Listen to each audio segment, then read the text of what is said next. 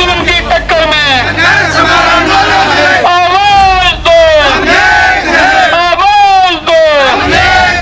बेटी दीक्षा हम शर्मिंदा है, तेरे कातिल जिंदा है, बेटी दीक्षा को न्याय दो, न्याय दो, न्याय दो, बेटी दीक्षा हम शर्मिंदा है, तेरे कातिल जिंदा है, बेटी दीक्षा हम शर्मिंदा है, तेरे कातिल जिंदा है, बेटी दीक्षा हम शर्मिंदा है। तेरे कातिल जिंदा है। मुर्दाबाद, मुर्दाबाद, मुर्दाबाद, और प्रशासन मुर्दाबाद, मुर्दाबाद, मुर्दाबाद, और प्रशासन मुर्दाबाद। मुर्दाबाद, मुर्दाबाद। बेटी दीक्षा के हत्यारों को, फांसी दो, फांसी दो, बेटी दीक्षा के हत्यारों को, फांसी दो, फांसी दो। और प्रशासन मुर्दाबाद, मुर्दाबाद, मुर्दाबाद, और वैसे मुर्दाबाद। मुर्दाबाद, मुर्दाबाद। बेटी दीक्षा को न्याय दो, न्याय दो, न्याय दो। नहीं देंगे घुटी से। खींच लेंगे कुर्सी से। आग का मंजर देखने वालों, आग का मंजर देखने वालों, फूस का छप्पर आपका है। आग के पीछे है तेज हवा का झोंका, आगे मुकद्दर आपका है। उसके कत्ल पे मैं चुप था, उसके कत्ल पे मैं चुप था,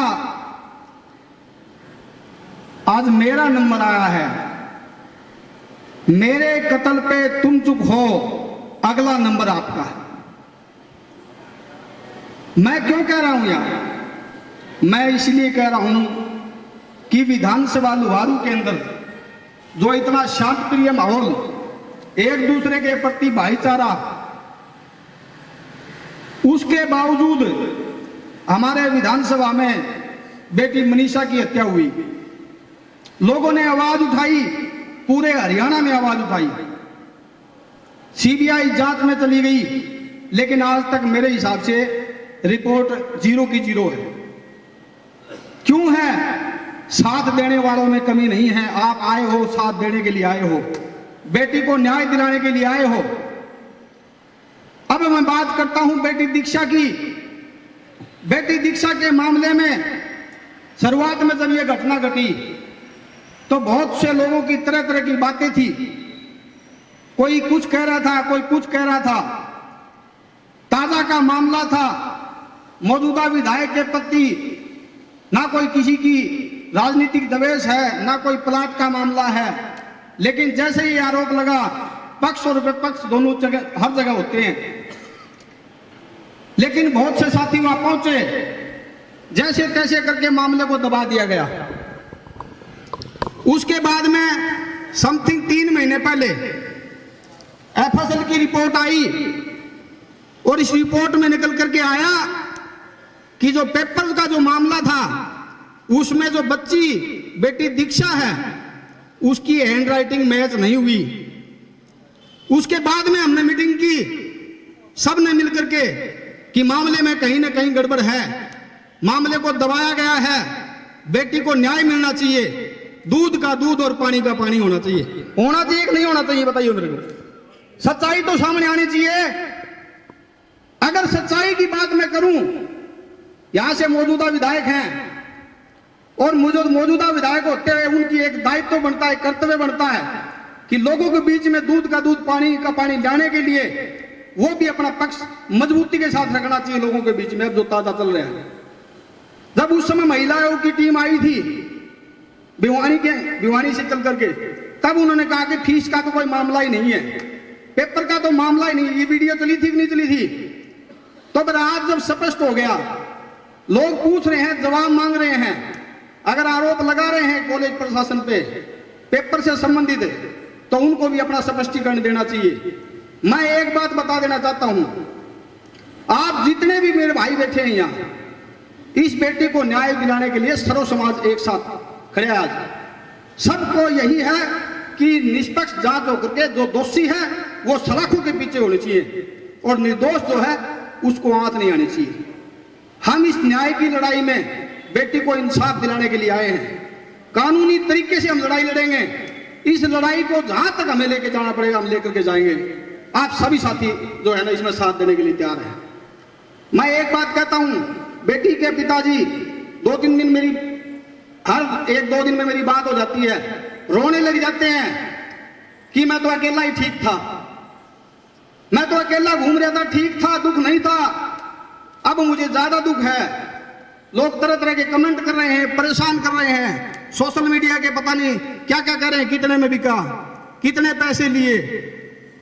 अरे कोई बाप अपनी बेटी को इस तरह से बदजलील करेगा क्या जाने के बाद में?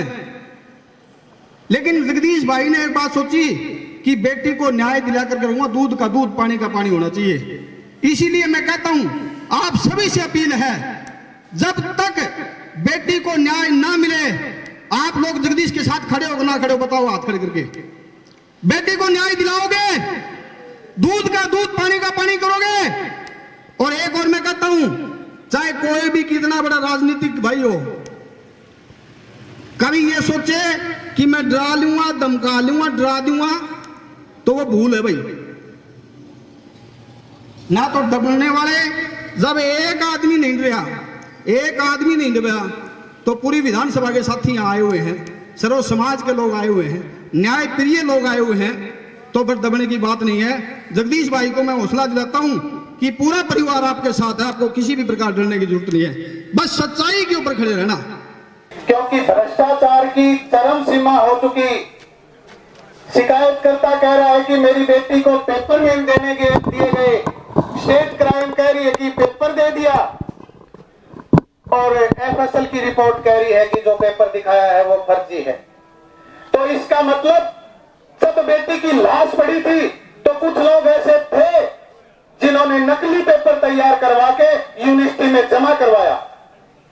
तो ऐसे प्रदेश में, ऐसे उपमंडल में रहने से क्या फायदा है? इससे अच्छा तो कोई और देश देख लेते हैं, और प्रदेश देख लेते हैं, चाहे एक तरफ बेटियों की लाश पड़ी हो और एक तरफ फर्जी पेपर जमा करवाए जा रहे हो। धूप मरने की बात है प्रशासन के लिए भी। हम चाहते हैं कि किसने ये घिनौना कृत्य किया? बेटी ने दुख में आके आत्महत्या की है, लेकिन डूब वो लोग करे जिन्होंने फर्जी पेपर जमा करवा के बेटी की एक और हत्या कर दी, समाज की एक और हत्या कर दी। आप हमारे मालिक हो एसडीएम साहब, हम कानून को मानने वाले लोग हैं, उपमंडल में आपसे बड़ा कोई नहीं मानते हम, लेकिन एक पुरानी कहावत है, मारी मानने तो मारो धनी, नहीं आपकी गा वैशांगो धनी। हम आपसे आशा रखते हैं कि हमारी पीड़ा को आप समझें, और हमारी पीड़ा में अपनी पीड़ा समझते हुए अगर हमारा साथ तो दें, हमें हम अपना प्रशासन का संरक्षण तो दें, क्योंकि ये समाज सुरक्षित नहीं है। जहां एक तरफ लाश पड़ी हो, फर्जी पेपर दिलाए जा रहे हो, वहां हो सकता है इस जगदीश को उठा के कहीं लटका के ये भी लिख दिया जाए कि जगदीश ने आत्महत्या कर ली। हो सकता है ना ऐसा? तो भाई हम इससे सुरक्षित जगह कहीं नहीं महसूस कर रहे। हम यहाँ आपके बरामदे में बैठेंगे, अगर आपको कोई बात कहनी है तो आपका स्वागत है। इससे नीचे, सीबीआई से नीचे हमें कुछ मंजूर नहीं। एसडीएम साहब। सभी को प्रणाम। मैं आपके दर्द, आपकी पीड़ा को समझता हूँ कि कोई गुड़िया इस ढंग से जाए, और अब जिस तरह के आरोप लग रहे हैं अगर वो सत्य हों तो ये दुखद होता है यकीनन। आप कुछ दिन पहले भी अपने ज्ञापन के साथ मेरे ऑफिस आए थे, और मैंने आपको ये आश्वासन दिया था कि उस ज्ञापन को उसी समय त्वरित रूप में ही अपनी सकारात्मक टिप्पणी के साथ ऊपर भेज दिया जाएगा, और वो हमने कर दिया उसी दिन। दूसरा, जहां तक सवाल आज का है, मैं फिर कह रहा हूं कि आपका दर्द, आपकी पीड़ा को मैं समझते हुए, उस पीड़ा के साथ अपनी संवेदना को साथ जोड़ते हुए, मैं माननीय उपायुक्त महोदय के निर्देशानुसार मैं आपको ये आपसे प्रार्थना करना चाह रहा हूं कि आप हमें 2 सप्ताह का समय अवश्य दें, ताकि जो हमारी प्रोसेस चली हुई है माननीय उपायुक्त महोदय के माध्यम से चीफ मिनिस्टर साहब से आपकी कोई बातचीत फिक्स हो जाए, जिसमें आप अपनी बात को वहां तक कह पाएं, अपनी बात को समझा पाएं, और जो आपकी मांग है, क्योंकि आप भी जानते हैं कि हमें तो ये बात ऊपर पहुंचानी है, अंततः निर्णय तो सरकार ने लेना है, माननीय चीफ मिनिस्टर साहब ने लेना है। तो उनसे मुलाकात का समय आपका फिक्स हो और आपकी बात वहां तक हम बहुत ही सार्थक रूप में पहुंचा पाए, इसलिए मैं आपसे गुजारिश करता हूं कि आप 2 सप्ताह का समय हमें अवश्य दें, ताकि हम इस दौरान पूरे चैनल के साथ इस बात को वहां तक पहुंचा सके और माननीय मुख्यमंत्री जी आपको आमंत्रित कर सकें अपनी बात को वहां तक पहुंचाने के लिए। मुझे इसमें औपचारिक रूप से, प्रशासनिक रूप से इतना ही कहना था और मैं आपसे दरख्वास्त करूंगा, प्रशासन की तरफ से अनुरोध करूंगा, गुजारिश करूंगा कि सभी बुरे नहीं होते हैं। प्रशासन की तरफ से हम ये जिम्मा अवश्य लेंगे कि जो बेटे के साथ हुआ है उसे न्याय मिले। सरकार भी प्रतिबद्ध है, सरकार भी चाह रही है कि दूध का दूध और पानी का पानी हो जाए उसके लिए। तो मेरी आपसे गुजारिश रहेगी। आप सभी का धन्यवाद।